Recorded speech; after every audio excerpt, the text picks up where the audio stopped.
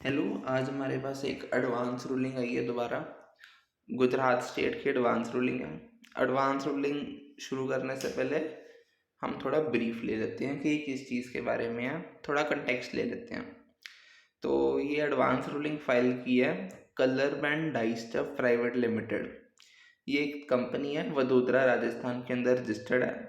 Company die manufacture करती है। Die वो चीज़ है जिसमें भी फॉर एग्जांपल कोई क्लोथ को कलर देना है, तो वो कलर देने के लिए हम डाई यूज़ करते हैं, पाउडर फॉर्म के अंदर होती है। इसके अलावा डाई बहुत ज़्यादा क्रेयॉन्स वगैरह के अंदर भी यूज़ होती है।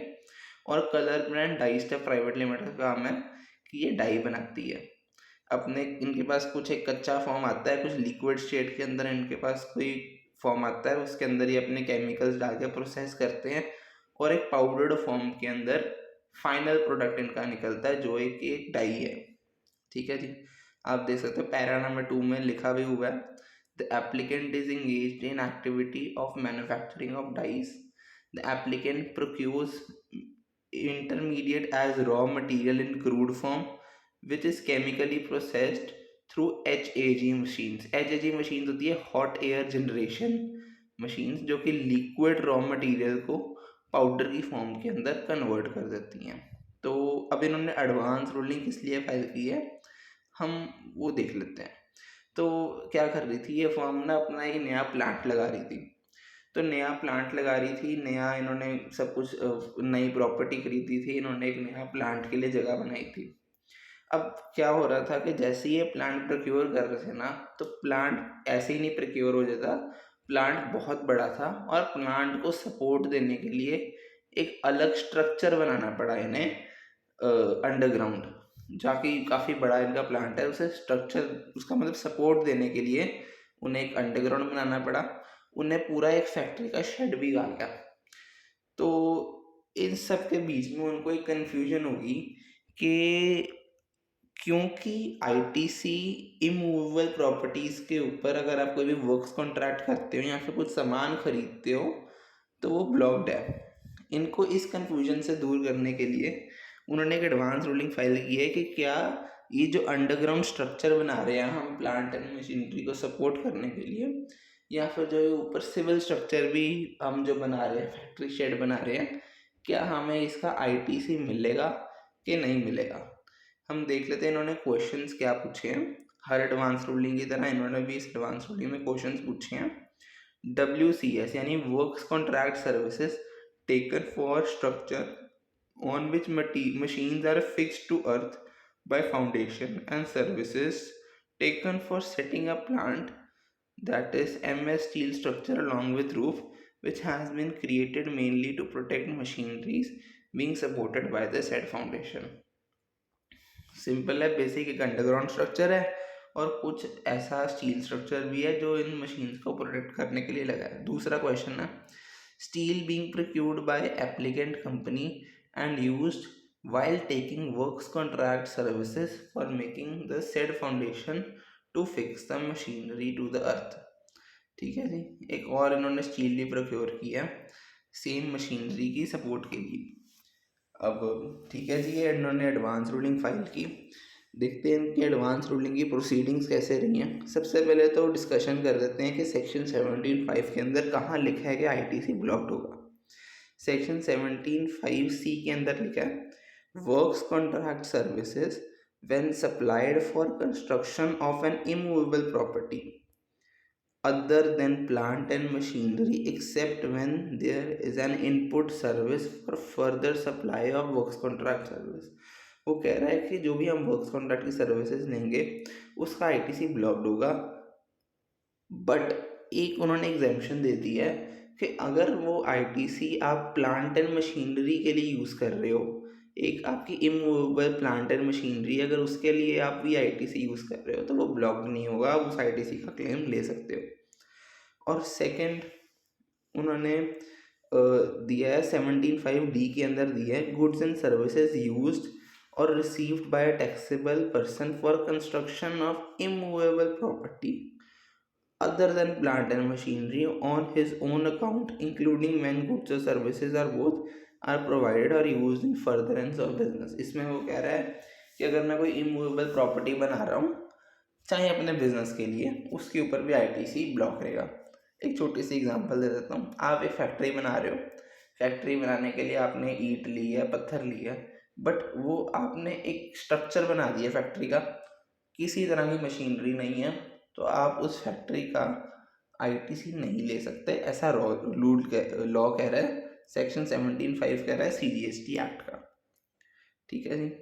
अब आगे चलते हैं कि इन्होंने प्रोसीडिंग्स क्या की। इन्होंने प्रोसीडिंग्स में बताया कि सर देखो, हमारी ना 3 मशीनरी हैं। एक sand mill and spray dryer है, दूसरा HAG है, hot air generation machine and equipment, और तीसरा है एफ्लुएंट ट्रीटमेंट प्लांट। वो कहते हैं जो सैंड मिल और ये तीनों की तीनों मशीन ना बहुत बल्कि हैं, ये ऐसे ही सपोर्ट नहीं हो सकती, इनको सपोर्ट करवाने के लिए कस्टमाइज्ड स्ट्रक्चर बनाने पड़ेंगे। आप समझ लो एक बहुत बड़ा बॉयलर होगा। अब इतना बड़ा बॉयलर कोई इन्होंने इंपोर्ट किया या फिर इंडिया के अंदर डोमेस्टिकली भी अगर बनवाया, तो वो ऐसे फैक्ट्री में आके नहीं रखा जा सकता। उसको सपोर्ट देने के लिए बहुत बड़ा नीचे बेस तैयार होना चाहिए। सेफ्टी के लिए बहुत ज़्यादा आपस में स्ट्रक्चर बनाने पड़ेंगे कि किसी तरह इस बॉयलर के ऊपर कोई खुद दुर्घटना ना हो जाए, कुछ नुकसान ना हो जाए किसी का। तो इन सब चीज़ों के ऊपर ही वो चाहते थे कि हम बताओ हमें आईटीसी मिलेगा ना मिले। तीसरा, और ये तीसरा जो है एफ्लुएंट ट्रीटमेंट प्लांट कहते हैं एक पोल्यूशन कंट्रोलर बोर्ड ने किया। कहते हैं हम की डाई मैन्युफैक्चरिंग है।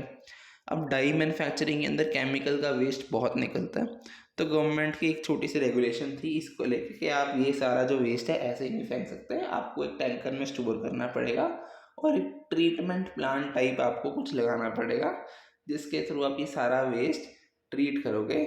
ऐसे ही आप किसी वाटर या सी के अंदर ये वेस्ट नहीं फेंक सकते। अब ये पढ़ने के बाद जो सी एपिलेंट अथॉरिटीज़ थी, उनका डिसीजन काफ़ी क्लियर था। उन्होंने सारा एग्ज़ामिन किया और एग्ज़ामिन करने के बाद उन्होंने डिसीजंस दिए हैं। उन्होंने देखा है पैरा नंबर 18 में, on examining the context of the applicant read with the certificate of chartered engineer a bare book at the photographs provided by the applicant when seen in conjunction with mention in section 17। इसमें वो कह रहे हैं कि जो उनसे ऊपर हमने ये फ़ोटोज़ उन्होंने दिए हैं, जो हमारा एप्लीकेंट है उन्होंने 3 फ़ोटोज़ दिए हैं। इन 3 फ़ोटोज़ के अंदर उन्होंने तीनों की तीनों मशीनरीज़ का एक स्ट्रक्चर दिया था। एक एज ए रेफरेंस दिया था कि आप बताओ कि ये जो से स्ट्रक्चर है, ये बेसिकली जो इनका बेस है, ये मशीनरी के लिए यूज़ हुआ है, ऐसा प्रूफ करने की कोशिश की है इन्होंने फ़ोटो के थ्रू। अब उनकी जो रूलिंग आई थी, उनकी रूलिंग आई थी, 3 रूलिंग है, 3 मशीनों के अंदर इनकी अलग अलग रूलिंग है। Sand mill and spray dryer में वो कहते हैं ITC, the applicant is eligible for the ITC provided it is not capitalized।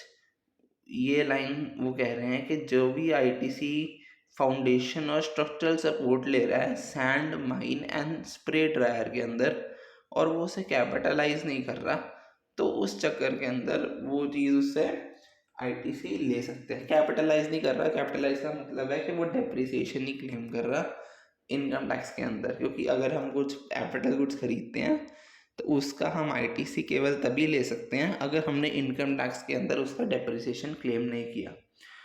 But उसके साथ इन्होंने एक और चीज़ बोली है, कहते हैं जो शेड और स्ट्रक्चर है ना, वो जो आप साथ में सपोर्ट देने के लिए भी लगा रहे हो, वो हम प्लांट एंड मशीनरी में नहीं कंसिडर करेंगे, हम उसे एक सेपरेट सिविल स्ट्रक्चर कंसिडर कर लेंगे, और civil structure plant and machine की कैटेगरी में नहीं आता, इसीलिए उसके रिलेटेड कोई वर्क्स कॉन्ट्रैक्ट सर्विस या फिर कोई बाहर से सर्विस आएगी, उसका आईटीसी आपको नहीं मिलेगा। हॉट एयर जनरेशन मशीनरी के अंदर भी उनका यही रूलिंग थी कि जो बेस का मटेरियल है उसका आईटीसी ले लो, जो सामने आप एक स्ट्रक्चर बना रहे हो या फिर तो शेड बना रहे हो वो सिविल स्ट्रक्चर है, उसका आईटीसी आपको नहीं मिलेगा। थर्ड है इनका effluent treatment plant. Effluent treatment plant ये कहते हैं कि ये तो 100% ही आपका सिविल स्ट्रक्चर है, इसके अंदर किसी भी तरह के टेक्निकल मशीनरी नहीं है। ये 2 टैंकर हैं, टैंकर के अंदर पानी स्टोर किया हुआ है, और इसमें इनका कोई रेलेवेंस नहीं कि गवर्नमेंट से मैंडेटरी है कि नहीं।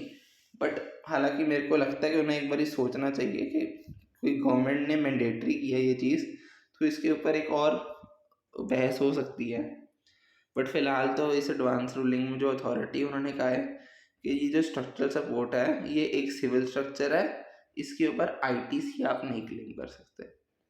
ठीक है, तो ये गुजरात में एक एडवांस रूलिंग फाइल की थी ये डाइस्टा प्राइवेट लिमिटेड की। और ठीक है,